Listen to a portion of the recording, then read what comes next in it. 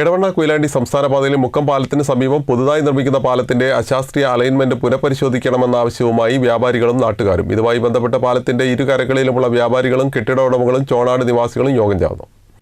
സംസ്ഥാന പാതയോരത്ത് മുക്കം പാലത്തിന് സമീപം പുതുതായി നിർമ്മിക്കുന്ന പാലത്തിന്റെ അശാസ്ത്രീയമായ അലൈൻമെന്റ് പുനഃപരിശോധിക്കണമെന്നാവശ്യപ്പെട്ടാണ് പാലത്തിന്റെ ഇരുകരകളിലുമുള്ള വ്യാപാരികളും കെട്ടിട ഉടമകളും ചോണാട് നിവാസികളും യോഗം ചേർന്നത്.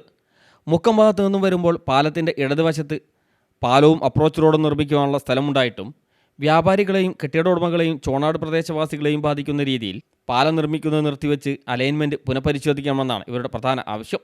നിലവിൽ പാലം പണിയുന്ന ഭാഗത്തുകൂടി പുതിയ പാലം നിർമ്മിച്ചാൽ ബിൽഡിങ്ങുകളുടെയും കടകളെയും ചേർന്ന് അപ്രോച്ച് റോഡ് പോകുമ്പോൾ കച്ചവട സ്ഥാപനങ്ങൾ അടച്ചിടേണ്ട അവസ്ഥ വരുമെന്ന ആശങ്കയിലാണിവർ.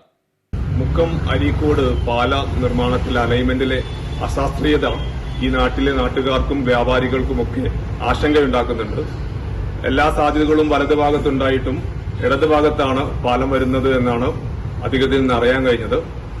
അങ്ങനെ ഒരു പാലം ഇവിടെ വന്നു കഴിഞ്ഞാൽ ചോണാട് ഭാഗത്തു നിന്ന് ഇപ്പൊ നിലവിലുള്ള റോഡ് പൂർണ്ണമായി തടസ്സപ്പെടുകയും നിലവിലെ വ്യാപാരികൾക്ക് മുന്നോട്ട് കച്ചവടം ചെയ്യാനുള്ള സാധ്യതകൾ മങ്ങുകയും ചെയ്യും. അതുകൊണ്ട് അത്തരമൊരു നീക്കത്തിൽ നിന്ന് അധികൃതർ പിന്മാറണമെന്ന ആവശ്യമുണ്ട്.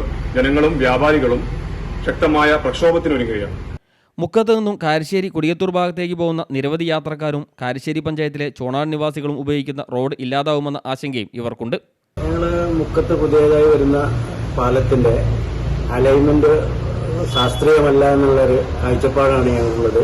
എന്തെന്ന് ചോദിച്ചാൽ ഞങ്ങൾ ഒരുപാട് കുടുംബങ്ങൾ തിങ്ങിപ്പാർക്കുന്ന ഒരു ഏരിയയാണ് ചോണാട് എന്ന പ്രദേശം. അതിലേക്കുള്ള പ്രധാന റോഡാണ് മുക്കം പാലത്തിനോട് ചേർന്ന് താഴോട്ട് പോകുന്നത്.